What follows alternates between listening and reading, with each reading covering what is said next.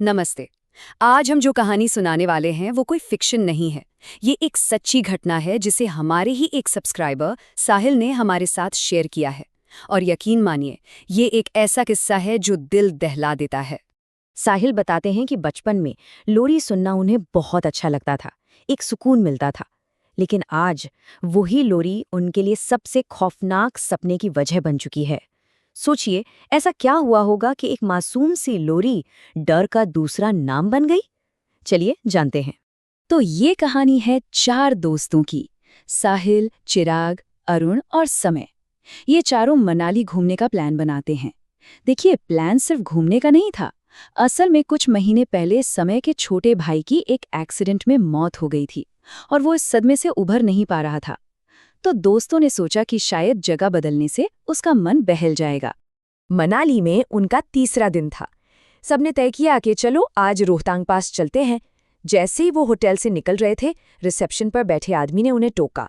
उसने कहा, साहब जहां भी जाइएगा कोशिश कीजिएगा कि शाम 6 बजे तक लौट आएं। जब उन्होंने वजह पूछी तो उसने बस इतना कहा कि रोहतांग का मतलब ही होता है लाशों का ढेर। उस रिसेप्शनिस्ट ने उन्हें वहां की कुछ पुरानी बातें भी बताईं कि कैसे उस इलाके में लोग 6 बजे के बाद अपने दरवाजे बंद कर लेते हैं। पुराने वक्त में अगर कोई मुसाफिर रात में वहां से गुजरता तो सुबह उसकी लाश ही मिलती थी। सरकारी रिकॉर्ड में तो मौत की वजह कोई एक्सीडेंट या ज्यादा ठंड बता दी जाती थी, लेकिन वहां के लोग मानते थे कि ये सब एक मायावी साये का काम है। खैर, चारों दोस्तों ने इन बातों को बस टूरिस्ट को डराने वाला किस्सा समझकर हंसी में उड़ा दिया और अपनी गाड़ी में बैठकर निकल पड़े। रोहतांग की वादियां इतनी खूबसूरत थीं कि उन्हें समय का एहसास ही नहीं हुआ। जब वो वापसी के लिए निकले तो रात के 9 बज चुके थे। सड़क बिल्कुल वीरान थी और चारों तरफ इतनी घनी धुंध छा गई थी कि गाड़ी की हेडलाइट्स भी कुछ ही फीट तक देख पा रही थी। अरुण बहुत संभल कर धीरे धीरे गाड़ी चला रहा था। तभी अचानक उनकी नज़र सड़क के किनारे एक मील के पत्थर पर पड़ी, जिस पर लिखा था मनाली 28 किलोमीटर।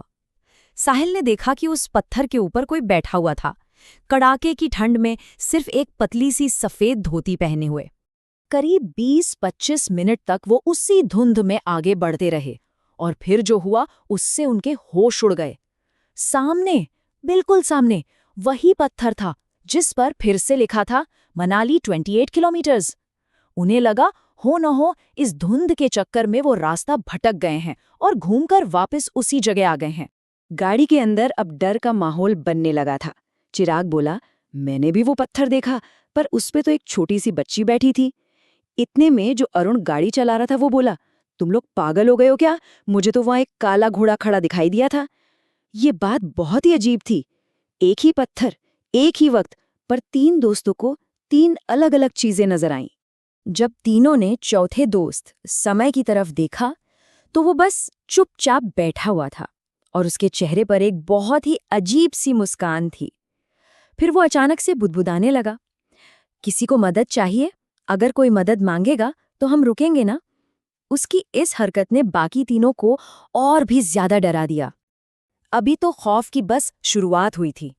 कुछ देर और गाड़ी चलाने के बाद वही मनाली 28 किलोमीटर वाला पत्थर तीसरी बार उनके सामने आया, पर इस बार वो पत्थर बिल्कुल खाली था। न तो उस पर कोई था, न ही उसके आसपास। गाड़ी में एकदम सन्नाटा पसरा हुआ था, जिसे अरुण की कांपती हुई आवाज ने तोड़ा। उसने कहा, सब लोग हिम्मत रखना और बस सामने देखते रहना। कोई हमारी गाड़ी के साथ साथ चल रहा है। ये सुनकर सबके रोंगटे खड़े हो गए। गाड़ी उस वक्त 40 किलोमीटर प्रति घंटे की रफ्तार से चल रही थी। उन्होंने देखा कि गाड़ी के ठीक बगल में करीब 15 साल का एक लड़का है। उसके कपड़े मिट्टी से लथपथ है, चेहरे पर चोटों के गहरे निशान थे। लेकिन सबसे डरावनी बात ये थी कि वो भाग नहीं रहा था। वो 40 की रफ्तार से चलती गाड़ी के साथ बड़े आराम से बस चल रहा था। तभी समय जोर से चिल्लाया, इससे मदद की जरूरत है, और उसने अपनी साइड की खिड़की का शीशा नीचे कर दिया। वो बिना पलक झपकाए उस लड़के को देखे जा रहा था। दोस्त उसे रोकने के लिए चीखते रहे, पर उस पर कोई असर नहीं हो रहा था। अरुण ने फौरन सेंट्रल लॉक का बटन दबाया ताकि खिड़की बंद हो जाए, लेकिन लॉक ने काम ही करना बंद कर दिया था। अरुण ने घबराहट में गाड़ी की स्पीड बढ़ा दी। जैसे ही उनकी गाड़ी उस लड़के से आगे निकली, वो लड़का बीच सड़क पर रुक गया और उनकी तरफ देखकर हाथ हिलाने लगा। और जो सबसे खौफनाक था वो ये कि समय ने भी मुस्कुराते हुए उसे जवाब में हाथ हिलाया। खैर, कुछ देर बाद उन्हें मनाली 16 किलोमीटर का पत्थर दिखा, तब जाके इस खौफनाक लूप से उनकी जान छूटी। लेकिन कहानी का असली डर तो अब शुरू होने वाला था। वो लोग जैसे तैसे रात के 2 बजे होटल वापस पहुंचे। सब इतने सहमे हुए थे कि किसी ने एक शब्द नहीं कहा और चुपचाप जाकर सो गए। पर रात के करीब 3 बजे साहिल की आंख किसी के गुनगुनाने की आवाज से खुली। साहिल ने उठकर जो देखा उससे उसकी रूह कांप गई। समय कमरे में लगे शीशे के ठीक सामने खड़ा था और अपनी ही परछाई को देखकर एक बच्चे की तरह ये लोरी गा रहा था। साहिल ने फौरन बाकी दोस्तों को जगाया। सबने देखा कि आईने में जो समय दिख रहा था उसकी आंखें बिल्कुल खून की तरह लाल थीं, गर्दन पर नीले निशान पड़े हुए थे जैसे कोई जोर से उसका गला दबा रहा हो, और उसके चेहरे पर एक बहुत ही डरावनी मुस्कान थी। किसी की भी हिम्मत नहीं हुई कि उसके करीब जाए। डर के मारे दोस्त जैसे ही कमरे से बाहर की तरफ भागे, समय अचानक उनकी तरफ पलटा और एक बच्चे की जैसी बिल्कुल मीठी और मासूम आवाज में उसने पूछा, अगर मैं रात को तुम्हारी खिड़की खटखटाऊं तो तुम खिड़की खोलकर मेरी मदद करोगे, है ना? और बस इतना कहते ही वो बेहोश होकर जमीन पर गिर पड़ा। अब दोस्तों को कोई शक नहीं रह गया था।